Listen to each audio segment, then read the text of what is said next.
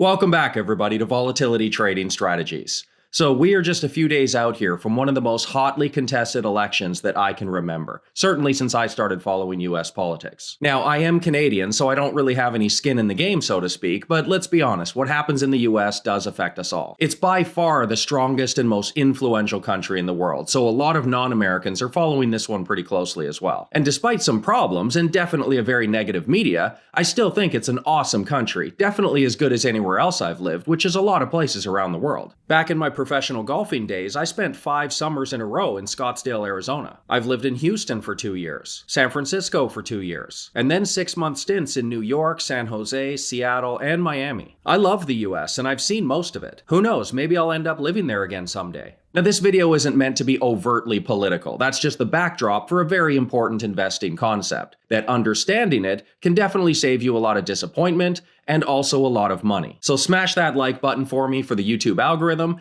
and let's talk about the double uncertainty of investing.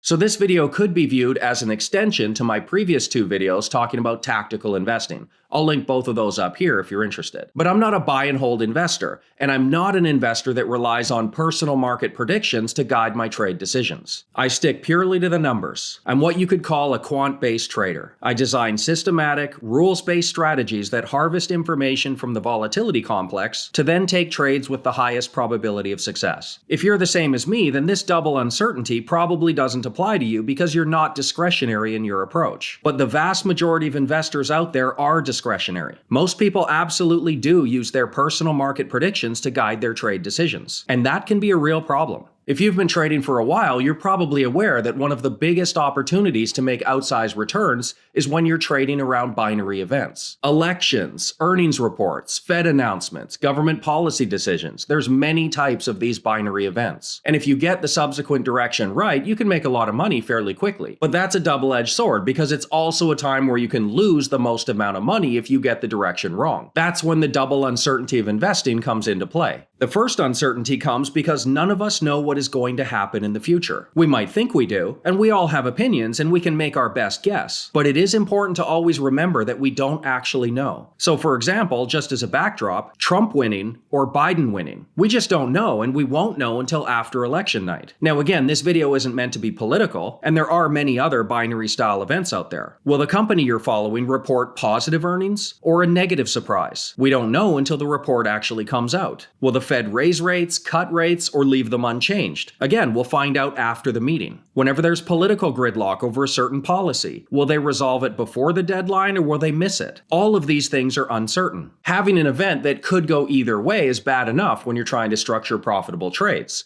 That first level of uncertainty can be a problem if you get the direction wrong. Again, big opportunity, but there's also the problem of getting it just completely backwards. But there is a second level of uncertainty we have to keep in mind as well, and that is the market's reaction after the result is known. With this level, again, we don't know. If Trump wins, the markets could go up or down. If Biden wins, the markets could go up or down. And this is true of all the other binary events as well. How many times have you seen a company report positive earnings only to see the stock drop in price afterwards? And then in the next cycle, they beat expectations again, but this time, the stock price rockets higher. Or the Fed raises rates and the reaction you thought the market was going to have goes completely the other way. Or they leave rates the same and people are either happy or unhappy, always different from meeting to meeting. All binary events have this double uncertainty problem. At that first level, we just don't know what the outcome is going to be. Right now, Biden is leading in the polls by a margin of about 65 to 35. Now, it may be tempting to think it's a lock, but there's still huge uncertainty there, as we saw in 2016 when Trump was also down on all the polls, yet he still won. Polls are just statistical probabilities, and with all statistical probability, it can go for or against the favorite. That doesn't mean the poll is wrong, that's just how statistics work. It's not a certain certainty of outcome. It's just a probability of outcome over many occurrences. A 35% chance to win something is not a small amount. If your favorite sports team is the underdog on a gambling line and they have a 35% chance to win according to the odds makers, you're absolutely still going to watch that game. 35% chance is still a very decent shot at winning. So if Trump does win, it doesn't mean the polls were wrong. It just means the underdog won, which happens quite often.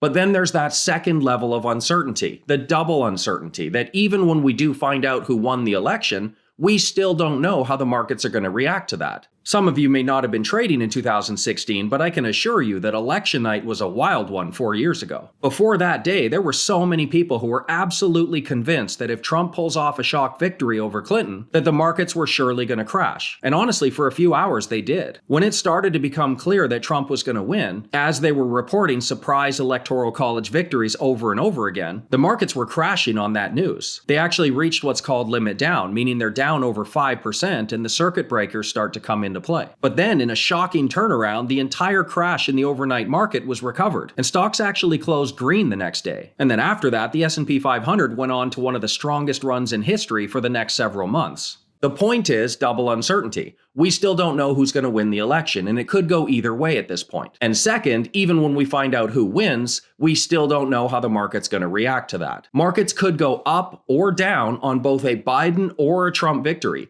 And to pretend we know is just wishful thinking. Now, this is why I like to remain quant-based, because those day-to-day trade decisions are out of my hands. So really quickly here, this is the most recent daily trade signals email that I sent out. This is for Friday, October 30th.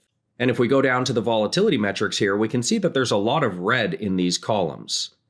And then if we go up to the volatility barometer, which is all of the metrics combined into a single index, 82.6%, this is quite high. You can see it was a little bit higher than that during the heart of the COVID stuff, but anything in the 80s is very elevated, and this is showing that uncertainty right now is very high. Now, I could be a person who fights this and thinks I know best. I could say, well, I know exactly who's going to win the election, and further than that, I know exactly how the market's going to react when they hear the news. Then I can scramble around and take positions that are essentially front-running my opinion. But I've been investing for 15 years, and I've seen binary events come and go. I've traded through them all, and basically I say no thanks to front-running my opinions. For me, I'll just trust the signals. So if I just scroll down past this blog here, I do a blog every day as well.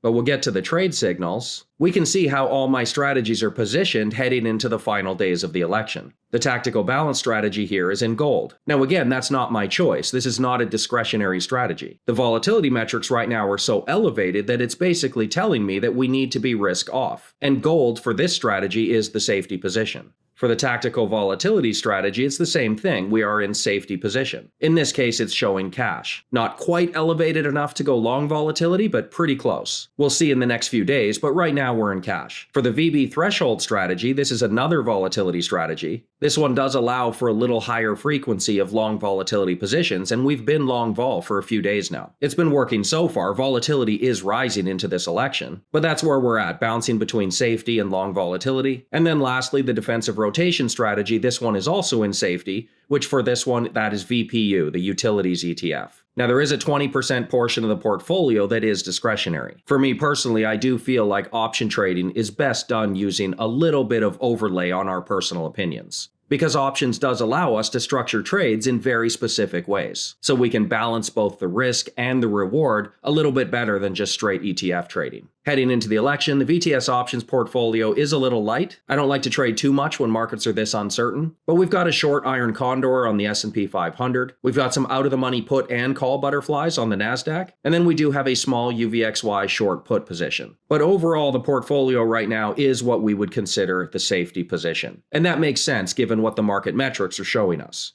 Both the outcome and how the markets are going to react to it are still completely unknown. So to me, it makes the most sense to just keep your risk to a minimum and wait for more clarity, because right now, any and all possibilities are on the table. Remember this double uncertainty problem when you're investing. Don't get yourself into risky positions because you thought you knew what an outcome would be, or you thought you knew exactly how the market is going to react to it. When we think we've got things figured out, that's typically when the most money can be lost. So if you want to check out how we systematically and tactically navigate these unruly markets, make sure you claim your free trial on my website and see what the VTS community is all about. Thanks for watching. Thank you so much for watching the video. So don't forget to subscribe to the channel and go check out my website right here. There's tons of articles and videos on there, as well as a free trial to join the VTS investing community. What have you got to lose? Come see how I personally navigate these unruly markets. See you next time.